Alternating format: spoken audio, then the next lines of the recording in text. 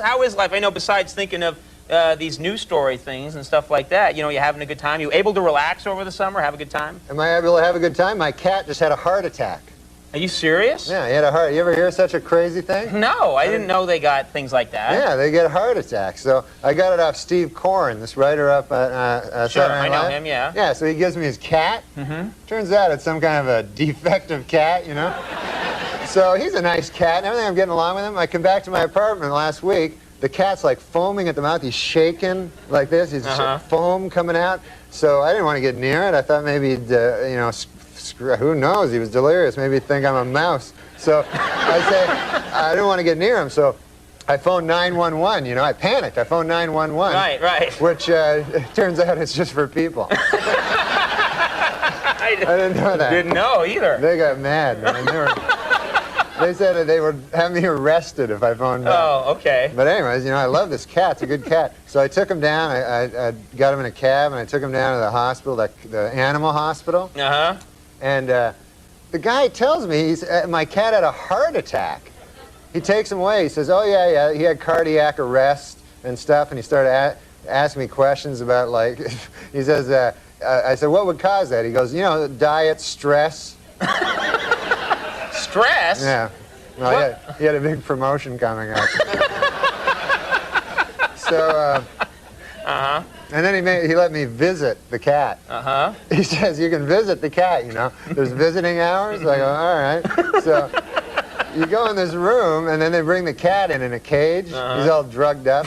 And then they put the cat, like, on a bed. And then the guy goes, okay, we'll be back in a half an hour. You have half an hour, you know? So I'm with the cat, like, for half an hour. So after 5 minutes, you know, I figured, I got a life to get back to. You know, it's a cat. So we go out, and so afterwards he told me he had a lot of, he said he could have an operation, which was like $4,000, which, you know, I could buy like 100 cats for that, you know? But then I figured, what the hell would I do with 100 cats? Right. So you got the cat. You sprung for the operation. No, I didn't. Oh. No, there was another thing where he's on medication, you know, and I have him on medication. I have this medication. And he said there was some good news and bad news. He said the bad news was the cat only has like a 20% chance of survival, but he says the good news is it's just a cat.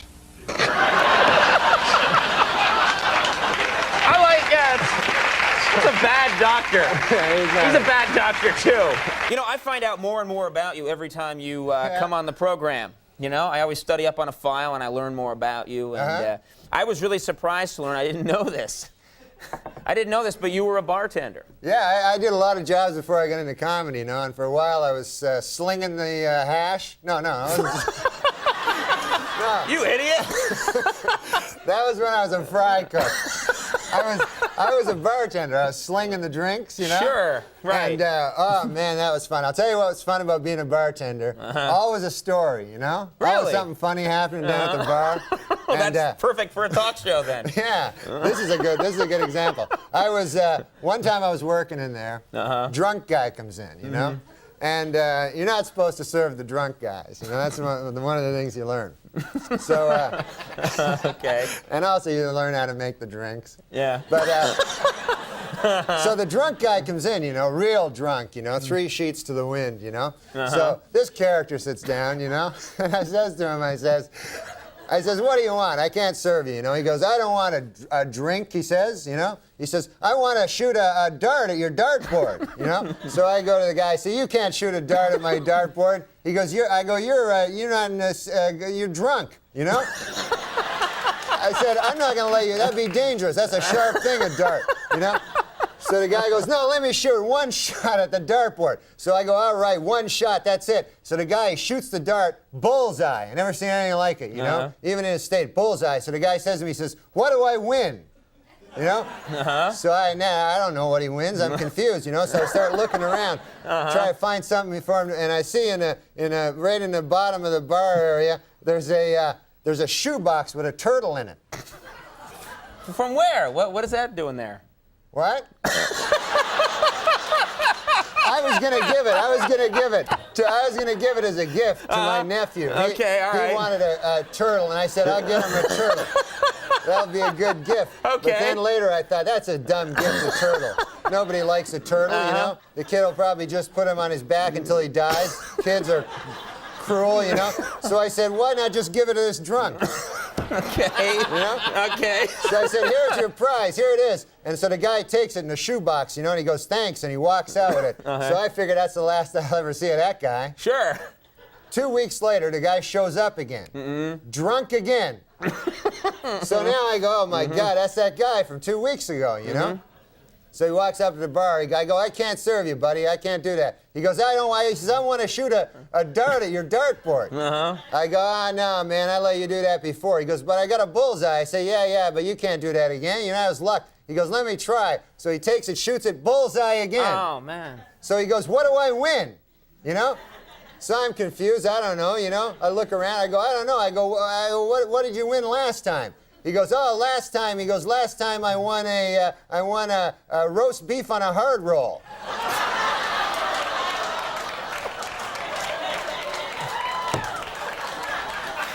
It was the turtle.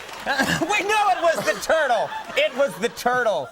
We know. Oh my God. It was the turtle. Guy must have gone out and ate it. It was crazy. Oh, he ate the turtle. I see now. It was crazy. That's the real end of the joke. It wasn't a joke. That I was know a it true really story. happened, right? God forbid that was a joke. Sorry for calling what really happened to you a joke. When I was young, there was a fella went by the name of Jacques de Gautier. And he was from Témiscamingue, Quebec.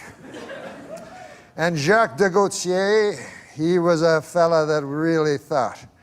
And he was smart, you know. He was our hope, I guess. And he was, while I was scrabbling to get out of high school, Jacques Zagatineau had already... I think you just changed his last name.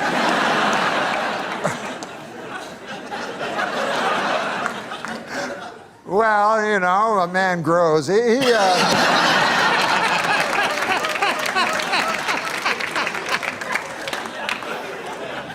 But this is the point. Yeah. Jacques de Gatineau, he went to McGill University and he got 3 degrees, by golly. And he went over across the pond to the fellers with Cambridge and he even stood up to them. And we thought, boy, he's going to be the next. We had Jean Marchand, Gérald Tertier, Pierre Trudeau, the 3 wise men of Quebec. By God, Jacques de Gatineau was going to be the next. Give me the next gun. Yeah, but he vanished.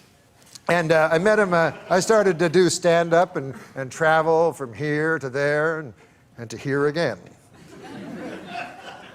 And one time I was in Niagara Falls. And gosh, I went over to the Sea World there. You know how they have the Sea World? You know, with the different fish. You know. I didn't know that, but okay, yeah, yes. Beluga. The Sea World, I've been Sure. there many a time. Okay, so I was checking out the beluga whales and stuff, and I look over, and who do you think I see? I hope it's that guy. No, it was just an attendant, but he showed me to the place I wanted to see, which is where they feed the little baby dolphins, because I love dolphins, you know. And who do I see there but Jacques de Gatineau? And here he is, he's feeding the baby dolphins. And I go up to him and I go, Jacques de Gatineau, I feel shame for you. You were our hope. You were to go to Canada, Canada's nation's capital of Ottawa. And you were to be a great man, Jacques de Gatineau. And we were all, you know, we pinned all of Témiscamingue, Quebec, pinned our hopes on you. Now that's a hell of a burden for a man to have a town's hope pinned on them, isn't it, Conan? It is a big burden. So he was feeding these baby dolphins, you know, and I said, I'm ashamed of you, Jacques de Gatineau. You could have done so many great things. And he said, well, I think I'm serving a youthful porpoise. Now I believe that...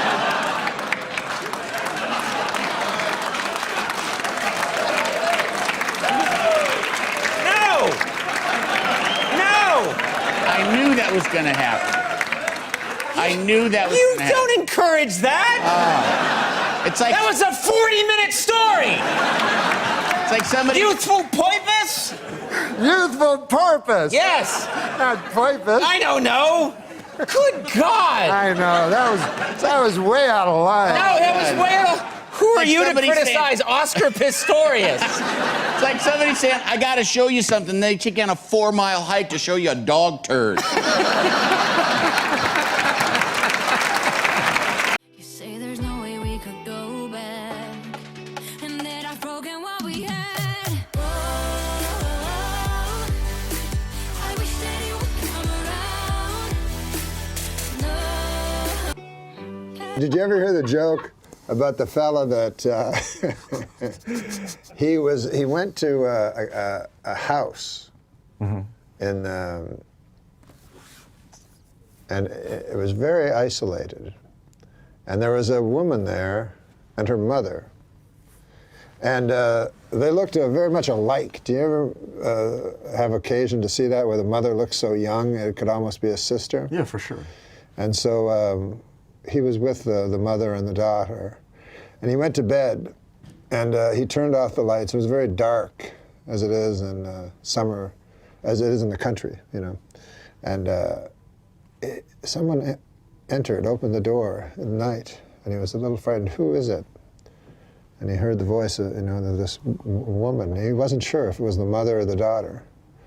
And she came over and she said, "It's so lonely here, you know. There's been no men." And she caressed his arm. And one thing became the inevitable. They had sex? Yeah, so we don't have to be coarse about it, but yes. And the next day, as the lady's leaving, it's 4 a.m., and she's like, "The light's about to come on. I must leave." And the fellow says, "But who are you? I must know. I must know which you are." "No, you can't know." And she leaves. And so the next day, the man wakes up, and they're having breakfast. And he looks, you see, from the mother to the daughter, trying to find a signal from them, but gets nothing, you know. And so that night, the same thing occurs. And again, he says, "I must know. Who are you?" "You can't know. I'm going to Melbourne tomorrow. I must know." "You can't know." So she goes next day. He talks to them again. And he says, he's still getting nothing from them, you see?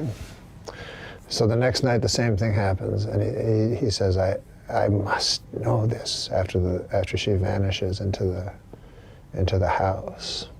He says to her, "I'm going to Melbourne tomorrow. Will you go with me? Your caresses are so wonderful. And your lovemaking is non-perial." And he feels the tears run down his chest from the girl. She goes, "I can't go. I cannot go." So he still doesn't know if it's the mother or the daughter. And as he's leaving, he shakes the hands of both the mother and the daughter, and he shakes them firmly to try to get some feeling from them, but nothing, still nothing. And so he leaves. And the old man, the driver, drives him to the boat where he is to sail away to Melbourne the next day. And the old man says, "You know why this place is so isolated?" No. The man says, "Why?" "Well, it's so isolated, you see, because there is another sister that lives there, a leper."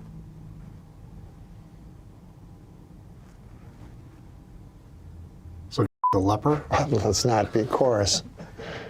Good God, man, that's not how you tell a joke. That's supposed to happen through your mind. That's supposed to. But yes, you did a leper.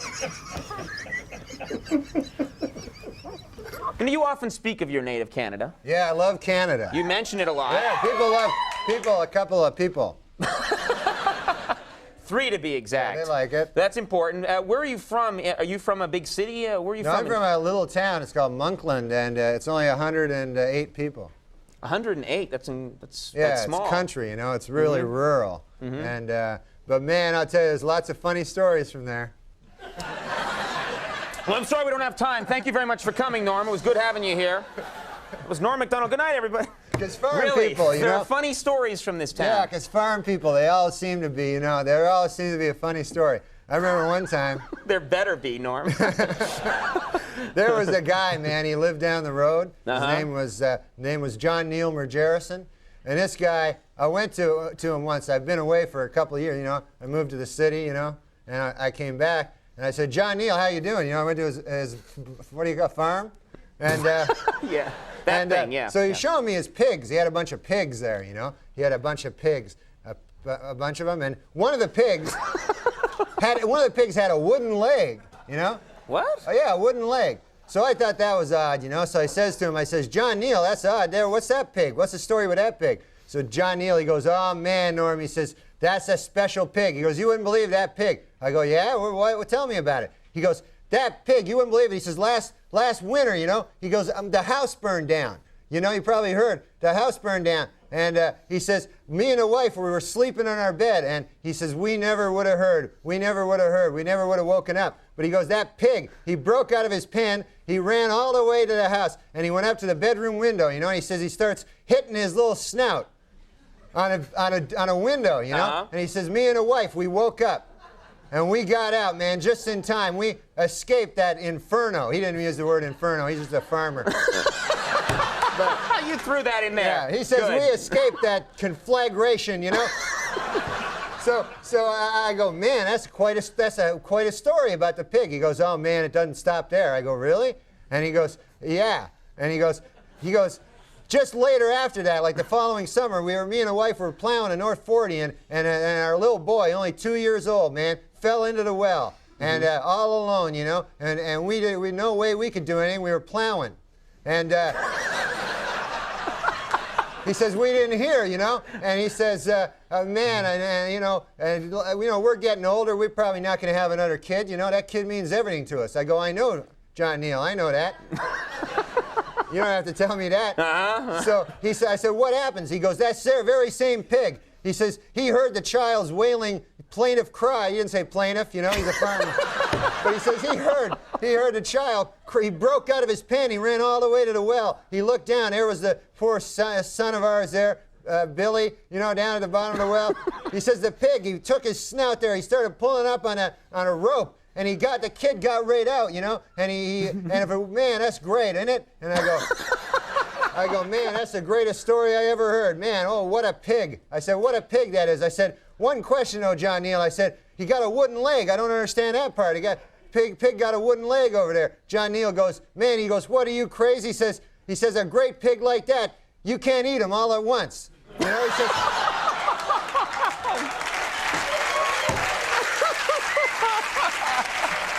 Mr. Abraham Lincoln, everybody.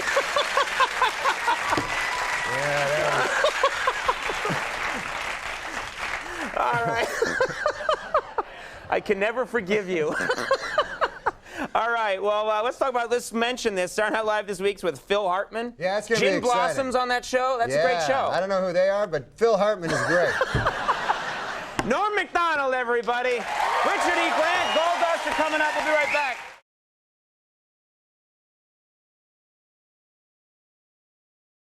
We're back. I'm sitting with Norm Macdonald, and now not all your material comes from the news. Is that right? You know. No, some of my material my strongest material comes from real life. Real life? Like, for instance, today I was driving in a car.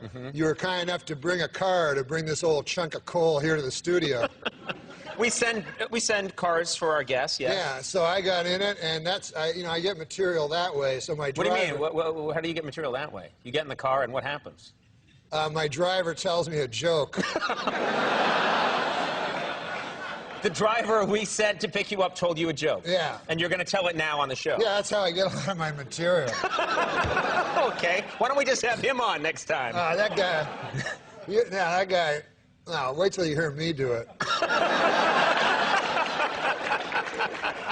So the guy, he goes, I say, I'll be the guy. Okay. A moth goes into a podiatrist's office. A moth goes into a podiatrist's office, all right? You are correct. A moth goes into a podiatrist's office, and the podiatrist's office says, "What's the problem?" And the moth says, "What's the problem? Where do I begin, man?" He goes, "I go to work for Gregory Olinovich, and all day long I work." Honestly, Doc, I don't even know what I'm doing anymore. I don't even know if Gregory Olinovich knows. He only knows that he has power over me, and that seems to bring him happiness. But I don't know. I wake up in a malaise, and I walk here and there. And the podiatrist says, "Oh, yeah?" And the moth goes, "Yes." And he goes, "At night, I sometimes wake up, and I turn to some old lady in my bed that's on my arm. A lady that I once loved, Doc. I don't know where to turn to. My youngest, Alexandria. She fell in the cold of last year. The cold took her down, as it did many of us. And my other boy,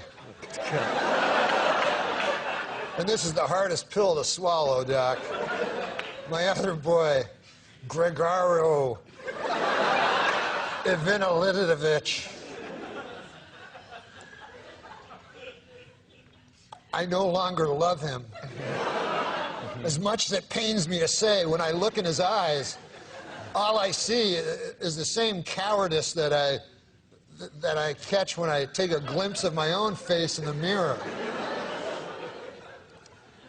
If only the cowardice was stronger, then perhaps I could bring myself to reach over to that cocked and loaded gun that lays on the bedside behind me and end this hellish facade once and for all. How long a drive was this? Do you live in the valley? Where do you live? Please, sorry. He says, "Doc, sometimes I feel like a spider, even though I'm a moth, just barely hanging on to my web with an everlasting fire underneath me. I'm not feeling good." And so the doctor says, "Moth, man, you're troubled. But you should be seeing a psychiatrist. Why on earth did you come here?" And then the moth said, "Because the light was on."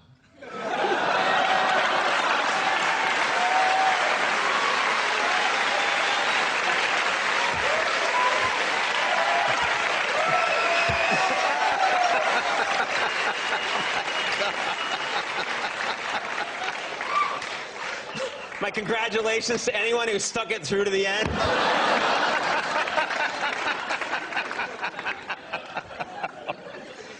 So Norm. What?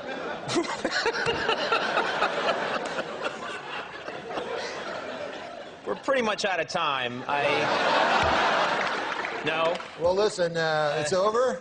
What's that? Do it. We have. I understand you've been pitching television shows.